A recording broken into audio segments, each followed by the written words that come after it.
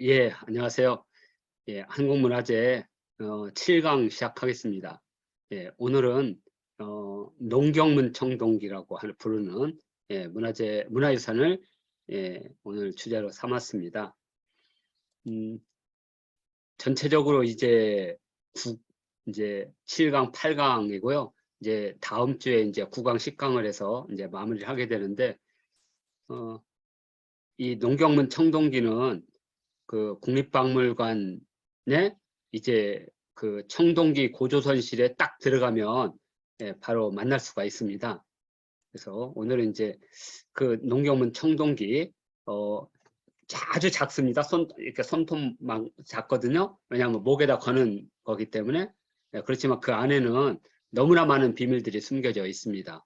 그래서 오늘은 농경문 청동기의 비밀. 그래서 국립중앙박물관 이제 1층 선사실에 들어가면 농경문 청동기를 만나게 되는데요. 이제 선사시대에는 이제 크게 이제 4개 구역으로 되어 있습니다. 구석기실, 신석기실, 그다음에 청동기 고조선실, 그다음에 사만실 이렇게 되어 있는데 이제 세 번째 실, 청동기 고조선실에 가면 이제 농경문 청동기가 이제 이렇게 독립된 이제 유리관 속에 아주 작습니다. 그렇게 많지 않아요. 그래서 확대해서 이렇게 봐야 되는데요. 현재 농경문 청동기는 양면으로 되어 있습니다. 그런데 어느 쪽이 앞면인지 어느 쪽이 뒷면인지 궁금하실 거예요. 이렇게 무지 쉽습니다. 들어가서 그냥 유리관 앞에 보면 앞면이고요. 돌아가서 보면 뒷면입니다. 그런데 이제 이 농경문 청동기가 밖으로 나오면 어디가 앞면인지 뒷면인지 구별하지 못할 겁니다. 그러면 동아시아에서는 어떤 그 소재의 그림이 있으면 그림에 중심 주제가 있고 그다음에 그 중심 주제에 따른 부주제가 있어요. 그러니까 항상 중심 주제가 앞쪽이고 부주제가 뒤쪽입니다. 그러면 도대체 어디가 중심이고 어디가 부냐? 이렇게 보면 여기 일면에 이게 앞면인데 여기는 솥대가 있습니다. 양쪽 면으로 솥대가. 그러니까 이건 신전이죠. 그리고 뒤에는 사람이 있습니다. 그래서 여기는 현실 공간이고 여기는 이제 하늘의 공간이겠죠. 당연히 솥대가 있는 쪽이 앞쪽. 그리고 이렇게 농사 짓고 씨 뿌리는 쪽이 뒷면이 되겠습니다.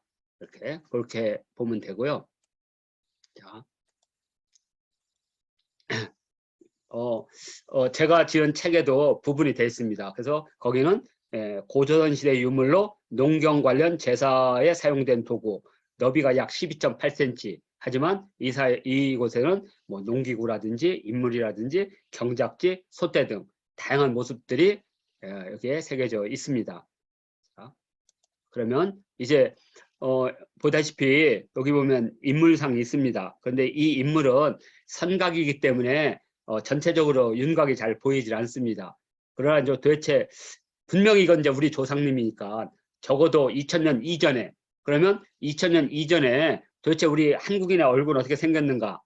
그것은 이제 이 암각 같은 데 보면 되는데 암각화는 실제 그림보다는 어떤 윤곽을 그렸기 때문에 잘 그 얼굴이 드러나지 않습니다. 그러나 이렇게 얼굴이 드러나 있는 여러 인물상들이 있습니다. 그래서 한번 참고하시라고 제가 보여드립니다. 우리가 첫 번째로 만나는 이 얼굴은 홍산문화에 속하는 그러니까 신석시대 홍산문화에 속하는 여신상입니다. 요서에 가면 적봉시에 능원이라고 있는데 능원 우하량 유적 우하는 이제 강 이름이에요. 그 요하가 이렇게 두 개를 갈라져 있거든요. 그래서 이렇게 우쪽으로 가면 동요화 왼쪽으로 갈라지면 서요화 그 서요화에 흐르는 서요화로 다시 합류하는 여러 강 가운데 우하라고 있습니다. 우하 소자를 써서 우하 그 우하의 언덕 양자입니다. 우하의 그 우하가 보이는 언덕 쪽에 무지 유명한 유적입니다. 거기서 신전이 나왔는데 그 신전에 이렇게 수도하고 있는 모습 가부좌를 하고 손을 잡고 이렇게 수도하고 있는 여신상이 이제 여신상의 얼굴만 지금 올려놓은 거고요. 근데 이 여신상은 이 주변 민족하고 비교했을 때 가장 한국적인 얼굴형을 하고 있습니다.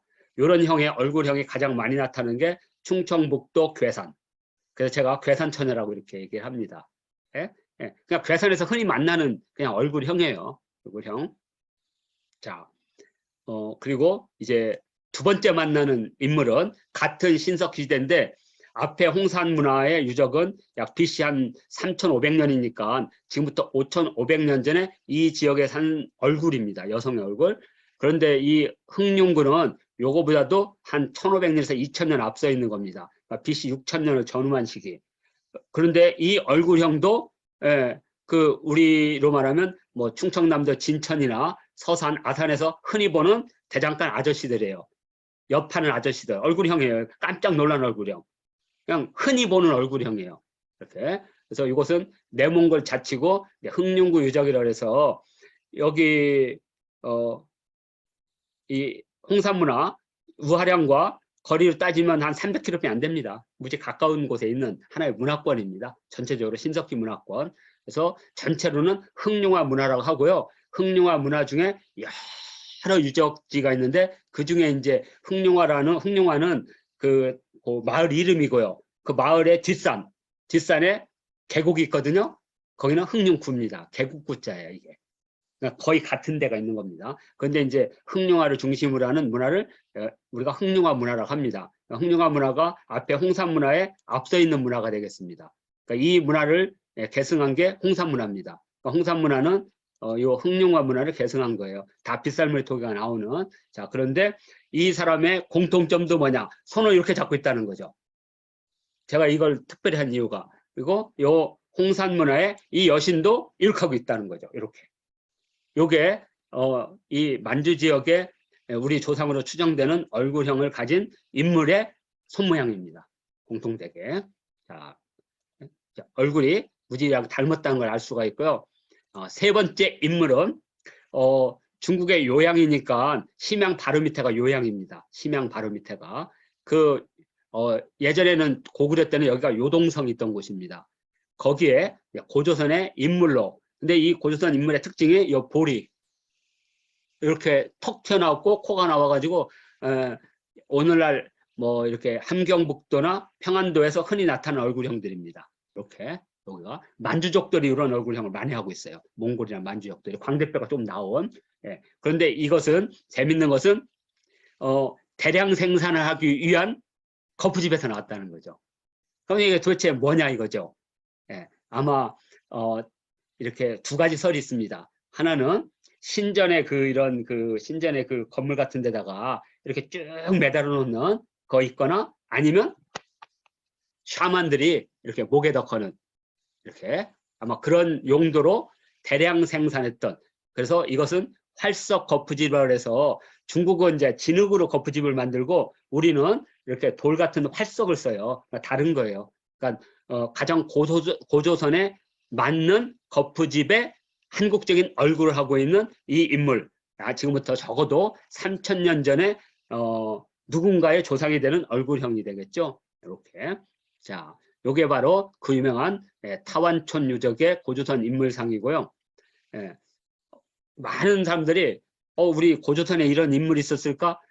우리나라 국립중앙박물관이 멍청해가지고 이런 인물들이 나온 유적을 어떻게 복제라도 해놔야 되는데 안 해놓으니까 맨날 우리가 보는 게 톡이나 이런 거 보니까 삶의 어떤 생명체의 기운을 못 느끼는 거예요.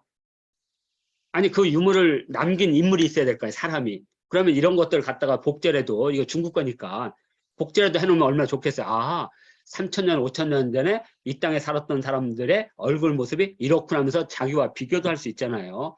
뭐 고조선 사람들이 뭐 화성인간처럼 생긴 것도 아닐 텐데 저는 그런 면에서 우리나라 박물관에서 일을 하시는 큐레이터들이 좀 더 상상력을 좀 더 갖고 좀 더 창의적이고 진취적인 생각을 좀 가졌으면 좋겠어요. 자, 그리고 요 네 번째 인물은 이것도 이제 목에다 이렇게 거는 형태인데 요 인물상과 이 앞쪽의 인물상에 비슷하죠. 느낌에 딱 그냥 왜냐하면 이 얼굴을 중국 쪽 얼굴과 비교하면 중국 얼굴 확실히 달라요. 인물상이. 이렇게 외국인이 볼 때는 한국인, 중국인, 일본이 비슷해 보이지만 실제 인종학적으로 보면요. 일본인, 한국인, 중국인은 100명씩 갖다 놓잖아요. 그러면 한국 사람들 대체적으로 90명 이상을 구분할 수 있어요. 중국인과 한국인과 그러니까 100명을 놓으면 최소한 90% 정도를 구분한다는 것은 너무나 뚜렷하게 인종적 차이가 있다는 얘기입니다. 이렇게. 자, 왜냐면 중국 무협지 드라마 보는 분은 금방 알 거예요. 중국 얼굴과 우리 얼굴이 얼마나 다른지 이렇게 느끼실 겁니다. 자, 이게 고조선 인물 타완천, 그리고 이게 이제 고조선의 그 요한 문명전에 가면 거기 있습니다. 예, 그 출토지가 명확하지 않기 때문에 그냥 이렇게 표현한 거고요. 자, 요게 이제 바로 이제 부여. 고조선을 계속 계승한 나라니까. 근데 얼굴형이 다 똑같잖아요. 광대뼈가 툭 튀어나오고, 그 다음에 상투 틀고. 자, 그래서 요것을 이제, 저희 이제 고구려 답사를 가면 이렇게 심양에서 와서 고구려 해가지고 발해를 해가지고 길림, 부여까지 해서 한 바퀴를 돌거든요. 이렇게 요동을 한 바퀴 도는데 길림시, 길림성, 성도인 길림시에 가면 무지 유명한 부여의 유적지가 있어요. 그게 뭐냐면 용담산성이라고 하는 거예요. 천리장성의 끝이에요. 천리장성의 북쪽 끝. 용담산성. 왜냐하면 그 산 위에 용담이라는 거대한 자연 우물이 있어요. 용담이라고. 용이 산다 그래서 그 용담산성의 바로 아래쪽이 모화산이고 모화산의 바로 그 옆에가 동단산이에요. 그래서 동단산, 모화산, 용담산이 같이 이어지는데 그 동단산은 평지 궁성이고 용담산은 산상 궁성이고 그러면 그 사이에 있는 모화산은 뭐냐? 무덤이에요. 우리 조상들은 항상 평지성과 산상 사이에 무덤을 놔요. 이게 그 고구려라든지 다 똑같아요. 우리나라는 기본적으로 하늘로 간다는 믿음이 있어서. 그래서 아래쪽에 평지성이 있으면 도읍평지성이 있으면 산상 도읍성이 같이 있어요. 항상. 공주도 그렇고 부여도 그래요. 부여도 아래쪽은 부여성, 산성은 부소산성, 공주는 아래쪽은 웅진성, 그리고 산성은 공산성 이렇게 부르는 겁니다. 이렇게 짝으로. 거기 바로 약 600기 정도의 무덤이 있어요. 부여 귀족들의 무덤. 모화산 유적이거든요. 거기서 금동으로 된 얼굴상이 있고 그다음에 그 아래쪽 거기 이제 평지성을 남성자 토성이라고 하는데 거기에 산이 있어요. 동단산이라고. 그래서 동단산 유적이라고 부르는데 거기도 금동인데 여기 이제 금은 다 벗겨지고 청동만 이렇게 나왔어요. 그런데 얼굴형이 비슷하죠? 금방 느낄 겁니다. 이게 바로 3000년 전, 적어도 2500년에서 3000년 정도의 오늘날 만주에서 활동했던 고구려 백제 신라 가야의 선조 부여인들의 얼굴형이에요. 그러면 이 얼굴형을 가만히 보면 무지 공통점을 발견할 수가 있어요. 요 얼굴. 이게 바로 광대뼈가 있는 가장 한국적인 얼굴형이라는 거죠. 바로 농경문 청동기에 있는 이 얼굴. 비록 정확하게는 지금 보이진 않지만 이 사람들이 전부 우리의 선조가 되는 얼굴형이다. 그래서 제가 특별히 이렇게 보여드리는 겁니다. 자, 그러니까 이렇게 아이들하고 이렇게 문화유산이나 이런 거 답사하거나 한국사를 공부할 때 이제 고구려 백제 신라인들도 고구려인들은 워낙 많으니까 고구려인들은 고분벽하면 무려 2000명이 등장을 하니까 고구려 백제 신라 가야인들의 얼굴 계속해서 오늘날 한국인의 얼굴까지 이렇게 보면 아 우리 한국인들의 얼굴이 5000년이 지나도 변하지 않았구나. 이것을 느끼게 하는 공부에 많은 도움이 될 겁니다. 그래서 제가 이렇게 올려드리는 거고요. 자, 지금 여기 조선민주주의 인민공화국을 한 거 이 지도는 우리나라 지도가 아니고 구글에서 찾은 거기 때문에 왜냐하면 우리나라 저기 네이버에서는 이 동단산이나 이런 데가 안 나와요. 구글에서는 여기 보면 여기가 똥판산이라고 되어 있죠. 이게 동단산이라는 뜻입니다. 동단산. 그렇죠? 그래서 컬처럴 사이트라고 동단산 유적 이렇게 되어 있죠. 어쩔 수 없이 제가 구글을 이렇게 다운받은 겁니다. 이렇게 해서 자 이제 오늘의 이제 본 주제가 되는 이제 농경문 청동기의 이제 특징을 하나씩 찾아보겠습니다. 자, 그러면 도대체 어떻게 됐냐? 자, 이 농경문 청동기는 모두 4컷 그림으로 구성되어 있습니다. 이렇게 해서 파란색, 빨간색, 검은색, 노란색 이렇게 해서 이것을 이제 이렇게 세밀화로 이렇게 그리게 되면 새 2마리가 그려진 솥대 그리고 오른쪽에는 새가 1마리 보이는 것 같지만 요 깨진 부분 쪽에 보면 새가 있어요. 그래서 여기 지금 요 아래 바로 새가 있습니다. 그래서 새 2마리씩 있는 솥대가 있고요. 오른쪽에는 머리에 끝에 이렇게 상추처럼 튼 한 사람이 뭔가 손에 들고 있는데 그리고 바닥에는 그릇이 있습니다. 그래서 이것은 흔히 말하는 추수를 하는 장면이라는 설도 있고 이제 씨를 뿌리는 설도 있는데 오른쪽 그림은 지금 밭에서 뭔가 따비로 이렇게 밀고 있죠. 그러니까 지금 논밭을 지금 가는 모습입니다. 고랑과 이랑을 만들어. 그래서 왼쪽에 있는 것은 씨를 추수를 하는 게 아니라 농사를 짓는 모습일 가능성이 높다. 그리고 여기 논밭을 일구는 모습. 그래서 총 4개의 기름이 됐다. 무지 중요한 의미가 있기 때문에 제가 일부러 4컷 그림이 있습니다. 왜냐하면 지금 이 오른쪽에 솥대가 있는 이 밑에는 깨져서 알 수는 없어요. 깨졌습니다, 지금. 그렇지만 유추는 할 수가 있어요. 유추. 이 밑에 무슨 그림이 있는지는 유추할 수가 있습니다. 이렇게 유추할 수 있고 오른쪽 그림도 유추할 수 있습니다. 유추할 수 있어요. 그러니까 농사 짓는 모습이고 여기도 있으니까 이 아래쪽에도 뭐가 있다는 유추가 가능합니다. 그런데 깨졌기 때문에 얘기가 더 재밌는 거예요. 왜 재밌느냐? 아이들한테 상상력을 불러드릴 거거든요. 아래쪽에 무슨 그림이 있는지 너희들이 상상해서 그려봐라. 그러면 정말 아이들의 상상력으로 많은 것들이 아마 그려질 거라고 봅니다. 저는 추리하고 있는데 아이들의 생각이 틀렸다는 게 아니죠.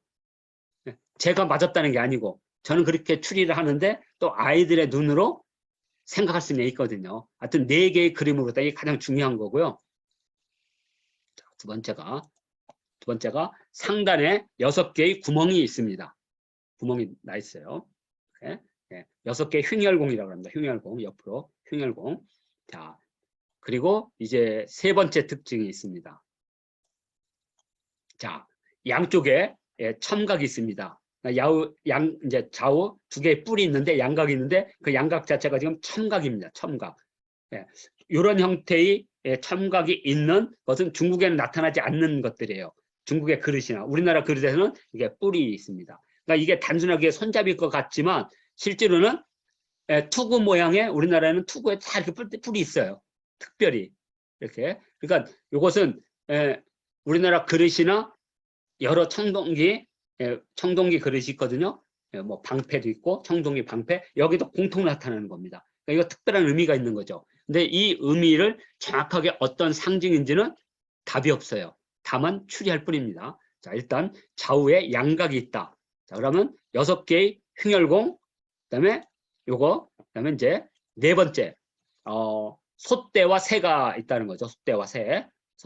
그래서 지금 이 왼쪽에 빨강 표시되면 솥대, 그리고 가지가 뻗고 거기에 각 새 한 마리씩, 그리고 오른쪽 그림, 이 오른쪽 그림에도 새가 한 마리가 있고 아래쪽에 새 한 마리가 있어요. 이렇게 서로 마주보고 있습니다.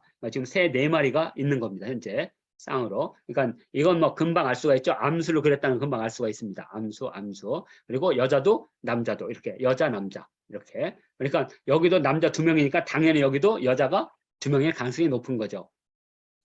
추리하는 게 어렵지 않습니다. 이렇게. 자, 인물이 저기 보면 새 2마리니까 여기도 새 2마리고 여기는 남자가 2명 있죠. 따비와 괭이를 들고 있고, 그러면 여기도 당연히 여자가 2명이 있어야 되겠죠. 지금 그림의 전체적인 구성을 보면 새 2마리, 여자 2, 남자 2 이런 구성을 가지고 있다. 이렇게 보시면 될 것 같습니다.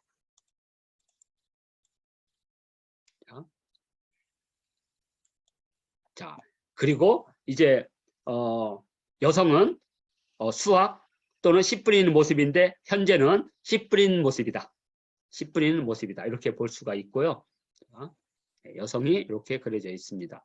자, 그리고 그 여성에게는 이렇게 토기가 있습니다. 아래쪽에 토기. 이 토기는 이렇게 덧무늬 같은 표시가 되어 있습니다. 그리고 선각무늬예요. 선각. 그러니까 선각이 이렇게 그 표면을 긁어서 한 선각이 아니라 이렇게 띠처럼 선각이고, 그 다음에 이게 덧띠무늬인 걸 어떻게 하냐면 선각이면 이렇게 이게 겹치질 않아요. 겹치질 않은데 이것은 뭐냐면 지금 띠가 이렇게 있고 이렇게 해서 지금 서로 위아래로 겹치고 있어요. 그러니까 덧띠무늬인 거예요. 선각이지만 덧띠무늬다. 이렇게.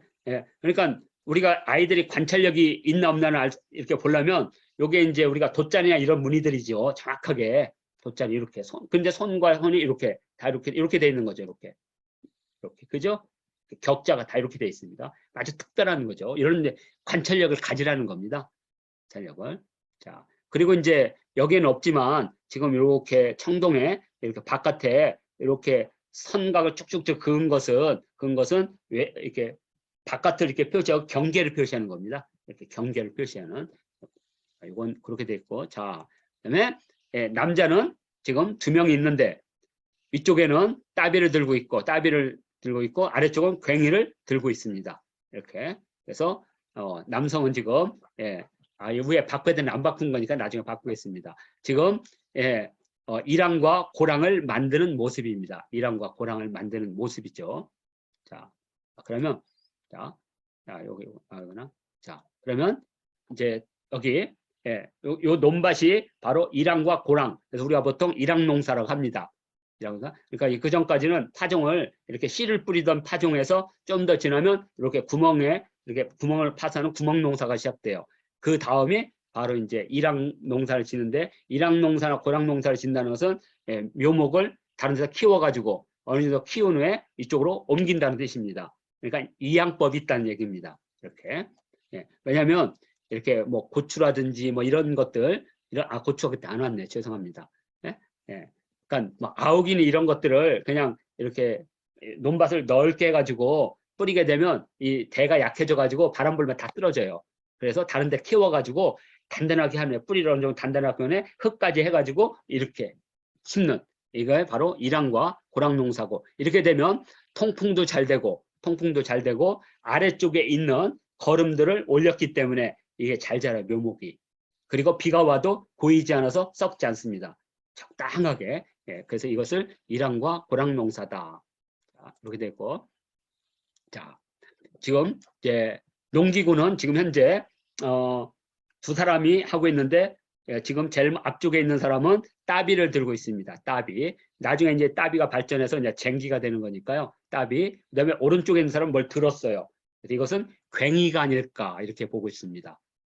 그러니까 따비로 고랑 이랑을 만들면 이 괭이 같은 걸로 흙을 깨거나 이렇게 고랑 같은 거 만들 때 괭이를 많이 씁니다. 그래서 고랑 농사할 때 따비와 괭이, 농기구로서는 따비와 괭이가 이미 만들어졌다는 것을 우리가 알 수가 있습니다. 자, 이렇게 돼 있고. 자, 또 하나는 낙영 풍습이 있습니다. 낙영이라는 것은 벌거벗고 농사 짓는 모습이죠. 그래서 남근이 특별히 표시되어 있습니다. 남근. 이 부분도 이제 다 이제 미학 탐사에서 하고 할 예정입니다. 자, 그다음에 참고로 그다음에 조우 풍습이 있습니다. 조우 새의 깃털을 꼽는 풍습. 새의 깃털을 꼽는 풍습. 그래서 이 새의 깃털을 꼽는 풍습은 우리가 이제 미학 탐사에서 다시 정리를 할 겁니다. 그리고 또 하나가 선각이 있습니다. 이 선사시대 때 그림을 그릴 때는 2가지 방식이 있는데 하나는 면각, 얼굴을 그릴 때 면으로 해가지고 얼굴을 다 그냥 통으로 그리는 방법. 그리고 또 하나는 이렇게 선으로 그리는 방법이 있는데 지금 현재 농경문 청동기는 4군데를 이렇게 뽑아도 전부 다 선각입니다. 특히 여기 사람 지금 현재 따비를 들고 있는 사람의 몸을 보면 이렇게 선으로 그려져 있죠. 통으로 되어 있지 않고 선으로 이렇게. 그래서 이 선각입니다. 선으로 형태를 만드는 기법. 이것도 다 시대를 반영하는 거기 때문에요. 이것도 다시 설명해 드리겠습니다. 자, 그리고 이게 제가 이게 옮기면서 하는데 이건 낙영이 아니고 고리가 있는 겁니다. 고리 지금. 자, 여기에 왜 고리가 달렸을까? 자, 그리고 이것은 이제 고리가 이제 있는 저쪽 면에서 반대편에서 이렇게 바라본 거거든요. 그러면 이 앞쪽을 보겠습니다. 자, 지금 여기 보면 지금 고리가 달려 있죠. 자, 고리가 달렸는데 고리는 몇 개가 달려 있을까요? 손으로 이렇게 표시하십시오. 맞습니다. 2개가 달려 있는 겁니다. 선생님들이 지금 요 깨진 요 부분에 고리가 달려 있습니다. 이렇게 왜 그렇게 되냐면 요 부분이 신전을 상징하는 쪽에 있습니다. 그러니까 신전에 솥대가 있는 그 앞쪽에 두 개가 달려 있는 겁니다. 그러면 왜 고리를 달았을까? 무지 중요한 의미거든요. 중요한 의미입니다. 자, 그러면 이걸 기준으로 해서 자, 이제 농경문 청동기의 내용을 한번 하나씩 탐구해 보겠습니다. 자, 첫 번째, 고조선 사회의 대부분 그 시대상을 여기다 이렇게 보여주고 있습니다. 예를 들어서 우리가 범금 8조에 고조선 사회상이 나타나거든요. 범금 8조에 보면 처음에는 법이 8개였다가 나중에 교역이 많아지고 상인들이 출입이 많아지니까 60여 조로 늘어났다 이렇게 되어 있습니다. 그러니까 상인들이 많아지면 거짓말이 많다는 얘기입니다. 속이고 그러다 보니까 법률이 많아져. 도둑놈이 들끓고 그게 사회적 변화죠. 그러니까 8개 조항에서 60개 조항으로 바뀐 거니까 마찬가지로 이걸 통해서 고전의 사회상을 볼 수가 있습니다. 중심적으로 본다면 이제 여기 보면 이렇게 남자가 이렇게 머리를 이렇게 꽂고 있죠. 그러니까 남성이 더 위라는 걸 한번 알 수가 있습니다. 예. 그리고 남자가 옷을 벗었다는 걸 통해서 농사나 이런 그러니까 여기 이분은 농사를 짓는 것 같지만 사실은 제사장이거든요. 신전의 제사장들. 그러면 남성 중심의 부계 사회를 보여주고 있는 겁니다. 그 다음에 청동시대의 특징은 뭐 선각기법이라든지 또는 하늘과 땅을 이어주는 솥대. 이것은 지금도 조선시대까지 이어지는 우리 고유의 풍습이죠. 그 다음에 옷을 훌딱 벗고 하는 낙용 풍습은 70년대까지도 있었습니다. 그 다음에 아까 말한 대로 보습과 괭이 농사, 고랑과 이랑, 그 다음에 새를 토템으로 하는 신앙, 그 다음에 여성과 남성의 노동이 분해되고 있는 모습들, 이런 것들이 여기 담겨 있다는 거죠. 그러니까 요 농경문 청동기 자체가 고조선 사회를 보여주는 한편의 그림이다 이렇게 보시면 되고요. 그러면 다음입니다. 중요한 거니까요. 저는 이것을 한국사 최초의 만화라고 했습니다. 4컷 만화. 4컷으로 무엇을 하고자 하는 얘기를 설명해 주는 거죠. 우리가 만평을 보면 한 컷 그림이잖아요. 근데 이제 예를 들어서 뒤에 이렇게 그림 보면 뭐 고바우 영감하면 4컷으로 나왔잖아요. 4컷. 격자 만화 4컷. 그러니까 4컷에서 이렇게 다 보여주는 거죠. 예를 들어서 이런 4컷 만화가 있었거든요. 예전에 정은경의 고바이에서 이렇게 머리가 이렇게 벗겨진 사람이 걸어가요. 첫 커트가 두 번째 커트에서 탁 때리는 컷이 나옵니다. 그리고 세 번째 컷에서는 뭐냐면 딱 그 사람이 돌아보면서 아닌데 하다가 네 번째 컷은 뭐예요? 맞잖아. 사실은 그 전두환 대통령을 패러디한 거거든요. 그래서 그 정은경이가 그것 때문에 6개월간 감옥 갔거든요. 하여튼 그 네 컷으로 뭔가를 명확하게 보여주죠. 이렇게. 그러니까 우리가 화백이라고 부를 정도의 대단한 풍자가 있는 거죠. 마찬가지 이것도 네 컷으로 보여준다는 거죠. 그러면 앞쪽에는 분명히 재단을 설립하는 모습이 있을 거예요. 재단. 그러면 두 번째는 뭐냐 이거죠. 비는 모습이겠죠. 재단. 그죠? 그래서 이렇게 돌면 지금 현재 그림은 3번이지만 이 그림은 4번이 되는 겁니다. 그래서 이렇게 돌면 다음이 뭐예요? 농사 짓는.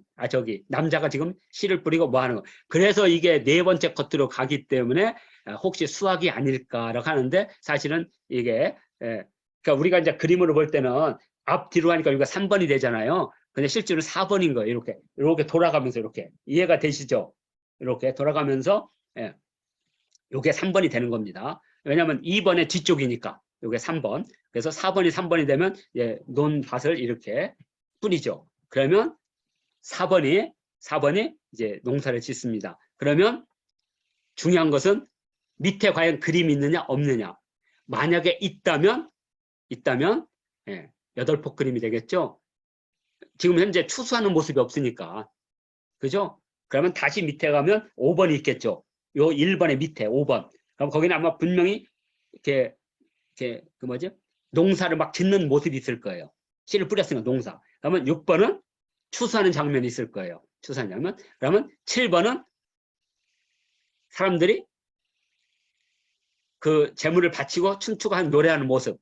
마지막 8번에 이제 신전 마지막 해가 날아가면서 아마 이런 그림으로 구성되지 않았을까라고 추정하면 됩니다. 물론 8폭인지 안 보면 그냥 4폭으로만 해도 이야기가 되죠. 신전, 절하는 모습, 그다음에 논밭을 만드는 모습, 그리고 경작하는 모습, 그리고 씨를 뿌리는 모습, 그리고 5번째가 되면 풀 잡초 같은 거 뽑고 하는 모습, 6번은 추수하는 모습, 7번은 제사 지내는 모습, 그리고 8번은 신한테 가는 모습. 뭐 이 정도로 되지 않을까 정도로 한번 상상하고 추상해야 됩니다. 스토리텔링이라는 것은 있는 것만 보는 게 아니라 그 비밀을 찾아내서 이 현재 있는 것에서 보여주지 않은 부분을 설명하려고 노력해야 되는 거죠. 그래서 저는 8개의 그림이라면 그런 거고 4개의 그림으로도 충분히 하나의 만화를 구성한다. 그래서 저는 한국사 최초의 만화로 봅니다. 그리고 이런 것들이 가장 잘 보여주는 게 뭐가 있느냐. 2개가 있죠. 하나는 암각화로서 반구대 암각화. 근데 반구대 암각화는 컷 만화가 아니에요. 무슨 뜻이냐면 반구대 암각화는 고래 그림에 대한 정보는 다 보여주지만 이야기 구성은 돼 있지 않았어요. 그렇죠? 이야기로 구성이 안 돼요. 스토리텔링 구성, 그러니까 이것은 4컷으로 정확하게 구성하고 있어요. 그 다음에 2번째가 고구려 구분벽화예요. 고구려 구분벽화의 안억 3호분 같은 거는 명확하게 설명을 하고 있어요. 이렇게 순서로 행렬도는 뭐고 이런 식으로. 그 다음에 뭐 무용청 그림 같은 것도 그 그림으로 설명, 왜냐면 동서남북의 그림이 있다면 그 그림이 무슨 이유인지를 설명하게 만들어주고 있어요. 이런 면에서 이 농경문 청동기는 우리나라 최초의 만화라고 해도 틀림없다. 그러니까 근데 제가 이제 여기 부천에 만화 박물관 갔는데 이것을 만화로 보지를 않더라고, 이 바보처럼. 한국 만화의 출발을 적어도 2500년 전으로 끌어올릴 수 있는, 왜냐하면 이게 만화라는 사실적인 증거도 없고요. 만화가 아니라는 증거도 없어요. 그러면 긍정적인 것을 먼저 끌어오겠어요? 부정적인 걸 끌어오겠어요? 당연히 긍정적인 것을 끌어오는 게 당연하죠. 그래서 저는 이것이 한국사 최초의 만화다. 이렇게 설명을 하고 있습니다. 자, 그리고 고리의 용도는 지금 현재 많은 큐레이터나 이거 포함해서 여기에 줄을 이렇게 꿰은 흔적들이 있습니다. 그래서 이렇게 줄 6개니까 제 생각에는 이렇게 2개를 엮는지 해가지고 목에다 걸질 않았을까 이렇게 생각하고 있습니다. 왜냐하면 우리가 거울 있죠, 단유세문경 같은 그 둥근 우리 전통적인 고조선의 거울에도 실제 그 줄이 이렇게 엮인 채로 발견된 거울이 있습니다. 그래서 목에 걸었다는 걸 알 수가 있어요. 중국의 거울은 목에 걸 수가 없어요. 그 이유는 뭐냐면 중국의 거울은 가운데 고리가 있는데 고리에 구멍이 거의 없어요. 그래서 주로 경대다 이렇게 세우는 겁니다. 중국의 거울은. 그리고 우리나라 고리는 대부분 거울의 위에 있어요. 위에. 그리고 줄이 2개 이상 있습니다. 2개. 그래서 단유라고 부르는 거예요. 2개, 3개 있으니까. 그래서 단유세문경은 혹시 영화 외계인 보셨어요? 저는 외계인의 상상력이 뭐냐면 그 단유세문경에다가 주먹을 탁 놓으면 주먹이 어마어마하게 커져가지고 그 막 어마어마하게 힘센 고릴라 같은 것도 깨부셔. 그리고 거기서 총을 그 안에 탁 놓고 총을 쏘면 총이 대포처럼 나가죠. 야, 그 상상력 대단하다고 봐요. 우리 하여튼 그 단유세문경에도 그 고리가 줄에 목을 매듯이 이것도 그런 용도라는 것을 우리가 알 수가 있습니다. 자, 그다음에 이 형태, 이거 부러졌는데 이 부러진 형태가 가장 이거와 근접되어 있는 것이 충남 계정동에서 쓸 때는 방패형 동기예요. 왜냐하면 제가 그전에는 이게 집 모양 같다고 봤어요. 집 모양. 집의 모양이 아닐까 이렇게 했는데 실제로는 밑에 이렇게 요거하고 유사하죠. 물론 이것이 오른쪽 방패형 동기와 동일하다고 볼 수는 없어요. 그런데 제작 기법이 가운데, 지금 가운데 선을 내놓고 양쪽에 가에 이렇게 줄을 그어놨죠. 이런 기법들이 농경문 청동과 똑같죠. 그렇다면 이것도 밑에가 있다고 본다면 8컷 만화일 가능성이 높다. 그죠? 이렇게. 이것도 이렇게 해서 하나, 둘, 셋, 넷, 다섯, 여섯, 일곱, 여덟 이런 식으로 8컷일 가능성이 높다고 추리할 수가 있다. 그래서 형태는 부러진 아래쪽에 이 부분은 이 부분과 같지 않을까 이렇게 보고 있습니다.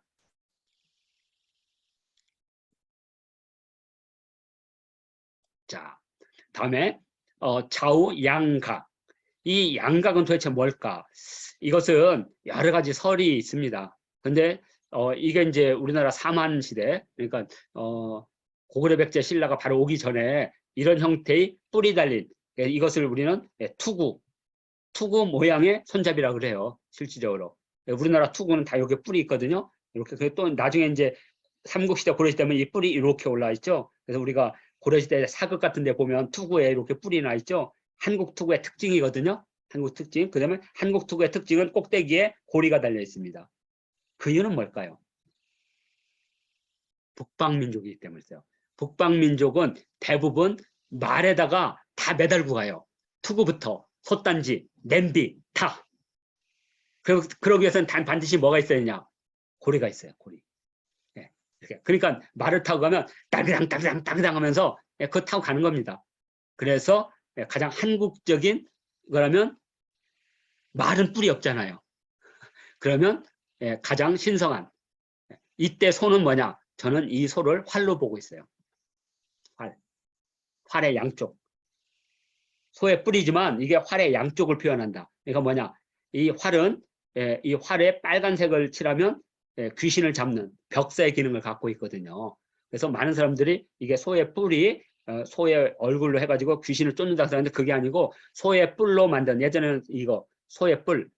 그러니까 우리가 고조선 시대 때는 소가 농경이 아니에요. 아직은. 많은 사람들이 소를 농경이라고 보는데 농경이 되려면 쟁기가 나와야 돼요. 쟁기가 나오기 전까지 소는 우경을 할 수가 없어요. 그러면 그 소는 뭐냐? 소는 소 우유도 마시고 소 가죽도 쓰고 소의 털은 붓으로 쓰이고 또는 깔개도 쓰이고 그죠? 소똥은 바구니에 넣어가지고 이동할 때 그래서 우리나라 고구려는 이동솥이 있잖아요. 그 이동솥의 땔감이 뭐겠어요? 아 누가 그러더라? 뭐 나무를 잘라서 넣었다고? 아니 지금 몽골 초원에 무슨 나무가 있어요. 소똥 말똥으로 채운 겁니다. 그게. 그래서 그리고 바로 활, 그 소의 뿔을 잘라서 활을 만들죠. 각궁이라고 부르는 거. 그 각궁을 상징할 때 저는 이것을 활로 보겠습니다. 일단 제 추리예요. 그러니까 소의 뿔인데 이것은 활을 상징하는 것이다. 이렇게 보면 활자처럼 보이잖아요. 그죠? 그래서 여기다 줄을 매달면 활줄이죠. 그래서 벽사의 기능을 갖고 있는 의미로 뿔을 놓지 않았을까라고 일단 저는 그렇게 추정을 하겠습니다. 자, 그리고 이제 여기 새, 숭배사상, 소떼와 새가 있는데 여기 조우관 있죠? 이 조우관은 해모수가 하늘에서 내려올 때 조우관을 꽂고 5마리의 용이 끄는 수레를 타고 여기에는 용광검을 찾다 그래요. 용광이라는 말은 그 용광로에서 이렇게 만들었다 그래서 용광검이라고 불러요. 용광검. 그러니까 철검이에요. 철검. 자, 그게 이제 그 해모수인데 해모수에 여기도 이렇게 나왔는데 이런 것들은 우리 전통적으로 지금 고구려 백화에 다 나타나죠. 이렇게. 특히 여기 그림 가운데 칼을 찬 요 사람. 이것은 이제 저기 우즈베키스탄 쪽에 가면 카자흐스탄에 가면 아프라시압 궁전이라고 있습니다. 카자흐의 아프라시압 궁전의 벽화에 있는 고구려 사신이에요. 고구려 사신. 자, 그러니까 이 고구려 사신도 얼굴 이렇게 왜 지금 새 깃털을 꼽았죠. 이게 이제 가장 한국적인 그래서 이것을 사신이라고 불러요. 사신.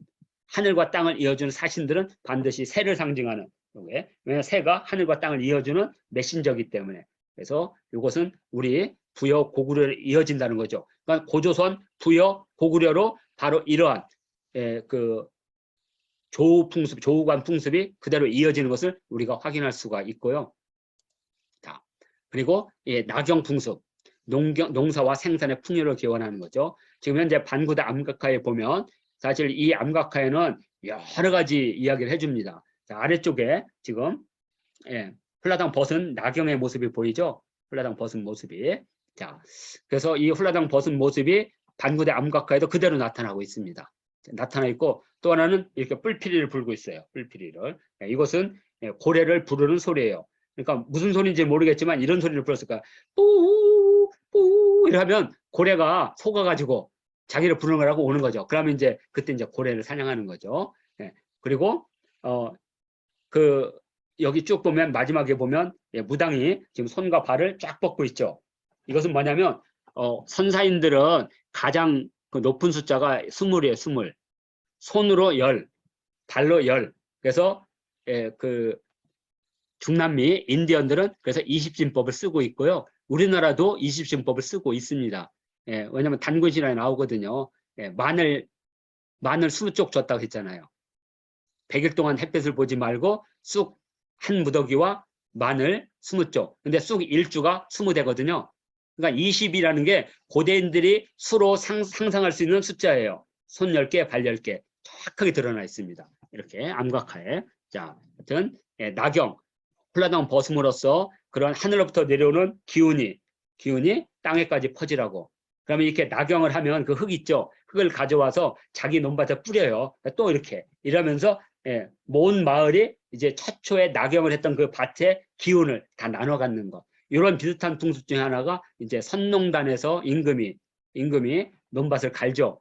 그리고 그때 갈았던 소를 잡아서 같이 나눠 마시고 그때 흙을 가져오고 하늘에 제선했던 술을 가져와서 담아서 다시 나눠주고 담아서 나눠주고 해서 동시에 온 나라가 하나의 기운을 받는 이런 풍습들이 낙영 풍습과 같은 이런 풍습이 근대까지도 전해졌다는 걸 우리가 알 수가 있습니다. 자, 그다음에 여기 선각기법들은 그 반고대 암각화에 보면 정확하게 반고대 암각화는 이렇게 그림을 그리는 기법이 두 개로 나눠집니다. 하나는 면각, 하나는 선각. 그래서 면색임은 주로 바다 동물들, 고래한테. 그래서 이건 신석시대 때는 다 면색임을 했습니다.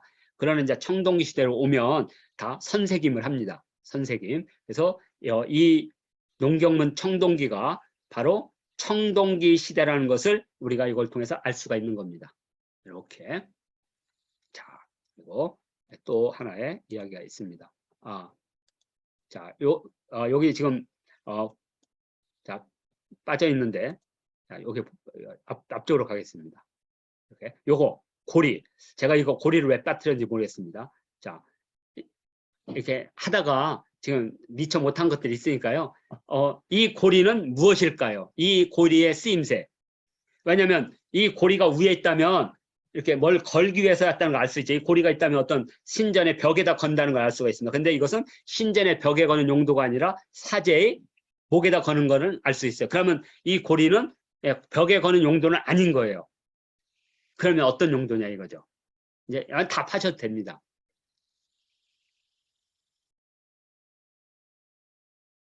힌트는 우리가 한자에 우리가 성인 할 때 있죠. 성인. 4대 성인 할 때.